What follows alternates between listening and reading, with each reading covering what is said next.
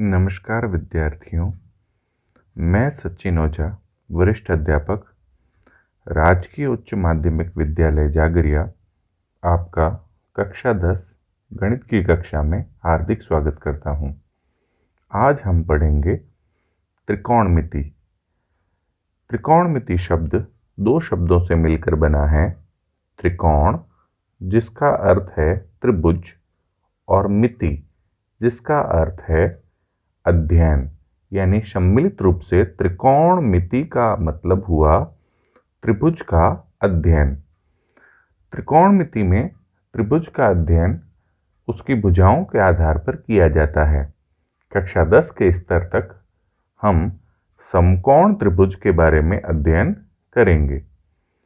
समकोण त्रिभुज में त्रिभुज की भुजाओं के अनुपातों के आधार पर त्रिकोणमितीय अनुपात निकाले जाते हैं और इनका कुछ विशिष्ट कोणों की स्थिति में इन त्रिकोणमितीय अनुपातों का अध्ययन किया जाता है। इसका मतलब यहाँ स्पष्ट होता है कि हमें सबसे पहले समकोण त्रिभुज के संदर्भ में सभी जानकारी इकट्ठी करनी पड़ेगी। समकोण त्रिभुज में सबसे पहला शब्द है समकोण, जिसका अर्थ है 90 डिग्री का कोण। इसका मतलब समकोण त्रिभुज में एक कोण 90 डिग्री का होता है। आपके सामने दिए गए पांचों त्रिभुज जो हैं वो समकोण त्रिभुज हैं, क्योंकि इनका कोई एक कोण 90 डिग्री का है, और जिस त्रिभुज में कोई एक कोण 90 डिग्री हो वह समकोण त्रिभुज होता है। कक्षा 10 के स्तर तक हम यह जानते हैं कि जिस त्रिभुज में एक कोण 90 डिग्री हो उसके अन्य दोनों कोण न्यून कोण होते हैं। समकोण त्रिभुज में समकोण के सामने वाली भुजा को कर्ण कहते हैं। त्रिभुज ABC में B समकोण है और इस B समकोण के सामने वाली भुजा AC जो है वो इस त्रिभुज का कर्ण है। कर्ण समकोण त्रिभुज की सबसे बड़ी भुजा होती है। इस आधार पर हमारे सभी पांचों चित्रों में हम समकोण त्रिभुज के सामने वाली भुजा को कर्ण के आधार पर दर्शा सकते हैं। समकोण त्रिभुज की दो अन्य भुजाएं और होती है, जिन्हें लंब और आधार के नाम से जाना जाता है।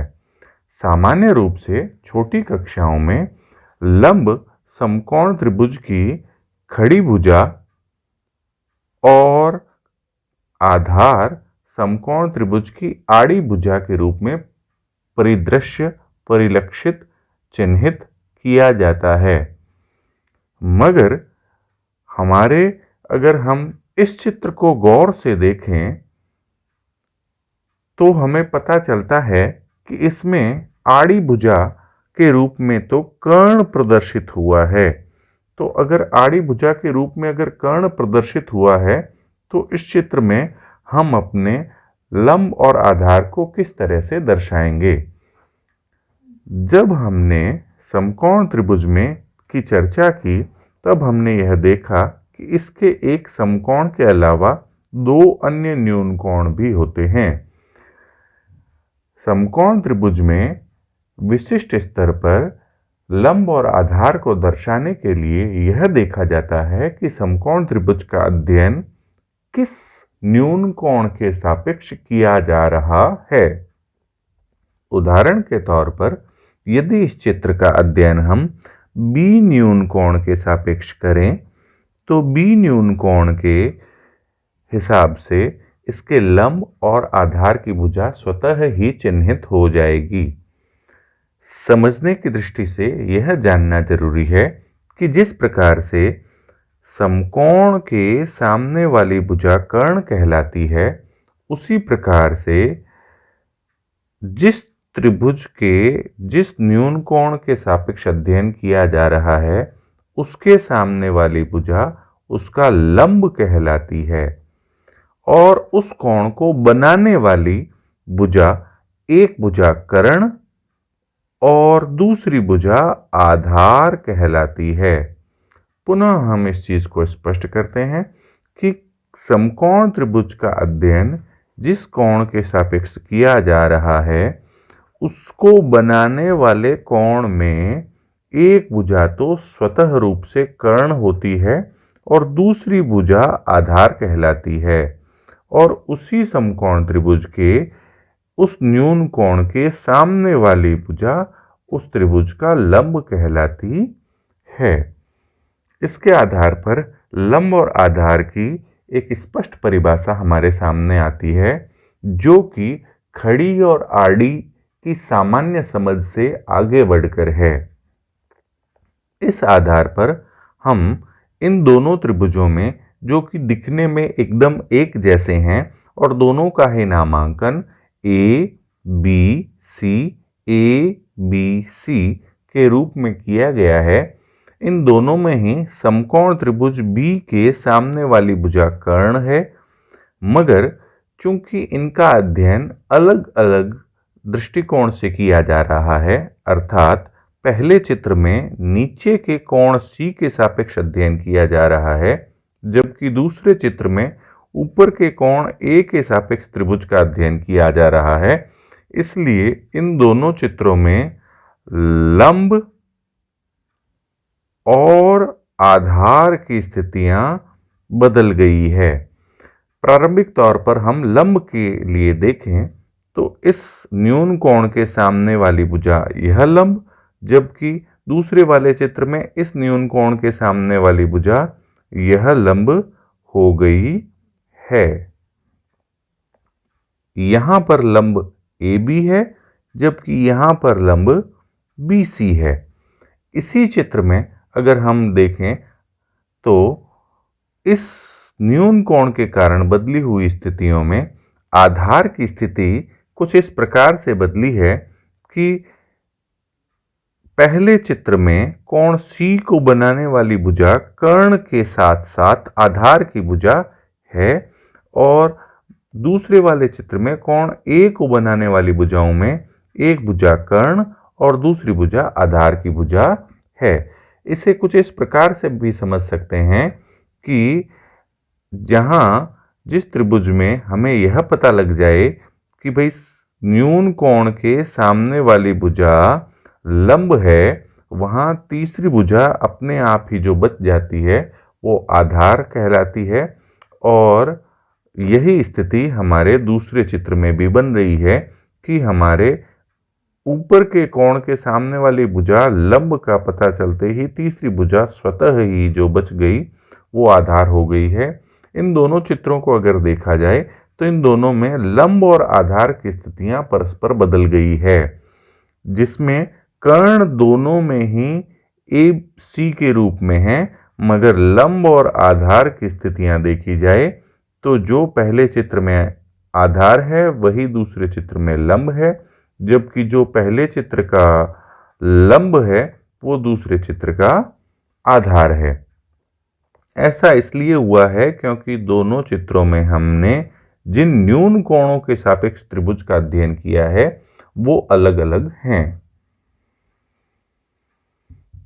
लंब, आधार और कर्ण को इंग्लिश भाषा के चिन्हों का प्रयोग करते हुए हम L, A और K से आगे प्रदर्शित करें तो हमारे सभी चित्रों में हम इन्हें कुछ इस प्रकार से प्रदर्शित कर सकते हैं, जिनमें कि हमने न्यून कोण की स्थितियां भिन्न भिन्न ली है, और न्यून कोण की स्थितियां बदलने के साथ में लंब और आधार की स्थितियां बदल गई हैं। ये वे न्यून कोण चिन्हित किए गए हैं जिनके सापेक्ष इन त्रिभुजों का अध्ययन किया गया है, और प्रथम दो त्रिभुजों का अध्ययन हमने सबसे पहले ही कर लिया था। लंब, कर्ण, आधार, यह हमारी मुख्य रूप से तीन भुजाएं हैं, और हमने यह अपने पूर्व ज्ञान का दोहरान किया है। आगे हमने चर्चा की थी कि हम इनके आधार पर त्रिभुज की तीनों भुजाओं के अनुपात निकालेंगे।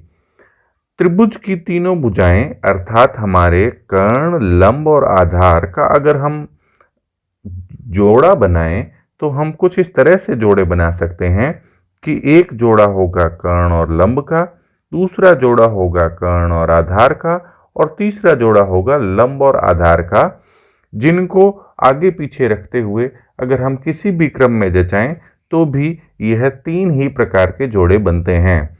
इन 3 जोड़ों को यदि हम अनुपातिक रूप में प्रदर्शित करें तो पहला जोड़ा जो कि हमारे कर्ण और लंब के रूप में है, इसको हम अनुपातों के रूप में कर्ण और लंब का अनुपात या लंब और कर्ण के अनुपात के रूप में प्रदर्शित कर सकते हैं।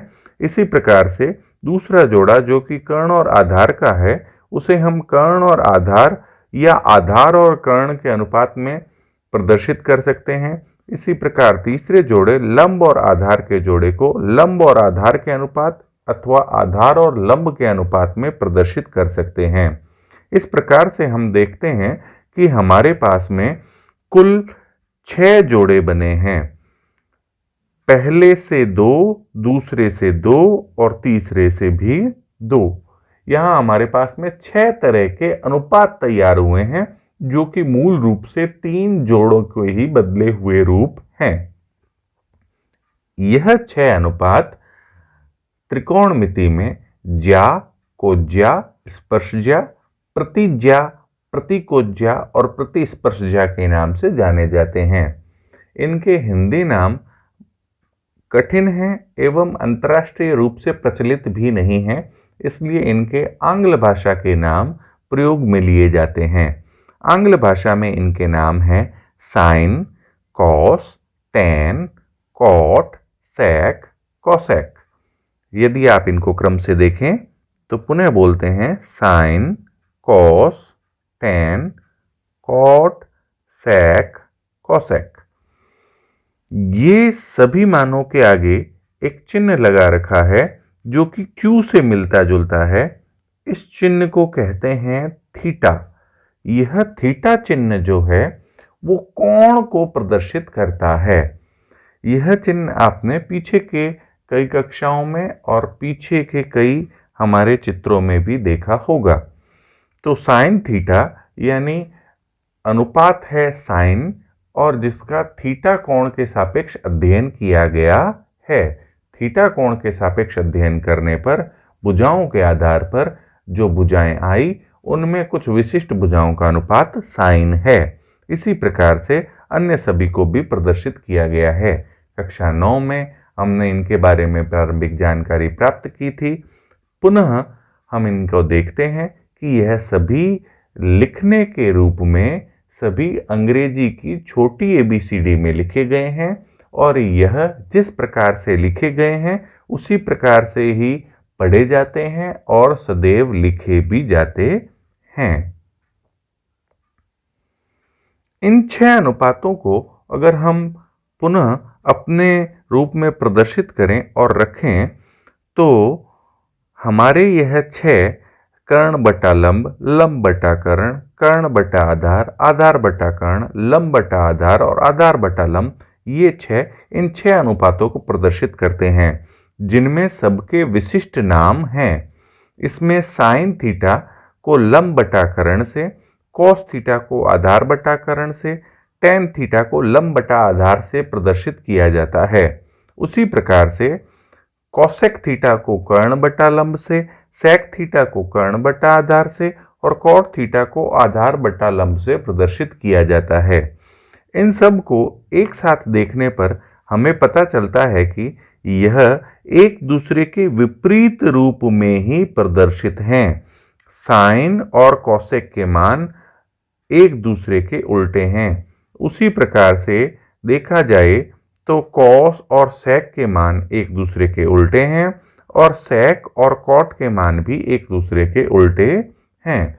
यह एक जैसी भुजाओं के विपरीत अनुपात हैं, जो कि शुद्ध हिंदी भाषा में भी जब हमने बोला था तो हमने कुछ इसी प्रकार से बोला था कि इसे कहते हैं ज्या और इसे कहते हैं प्रतिज्या।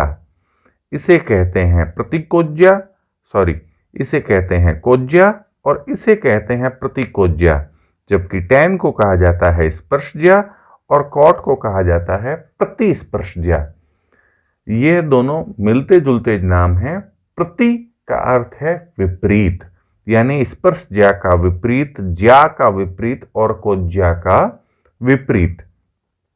यह याद रखने की दृष्टि से इनका एक सरल सूत्र भी आता है, जो कि सम्मिलित रूप से अगर हम इनको लिखें, लंबकरण, आधारकरण और लंब आधार, इन तीनों को अगर सम्मिलित रूप से लिखा जाए तो आंग्ल भाषा में एक शब्द बनता है जो कि है लाल बट्टा कक्का।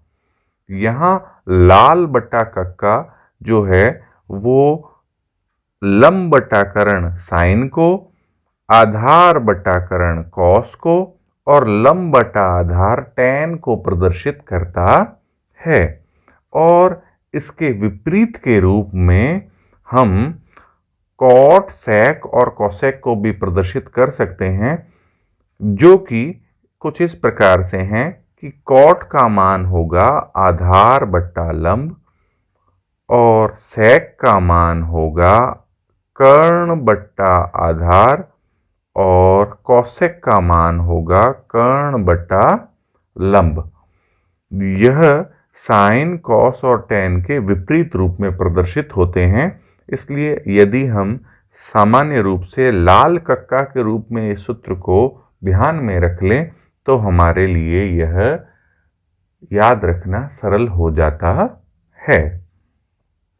आशा करता हूं कि आपको अब तक यह वीडियो समझ में आया होगा और इसके बाद हम अपने वीडियो का अगला भाग देखेंगे, जिसमें कि हम विशिष्ट कोणों के त्रिकोणमितीय मानों पर चर्चा करेंगे। धन्यवाद।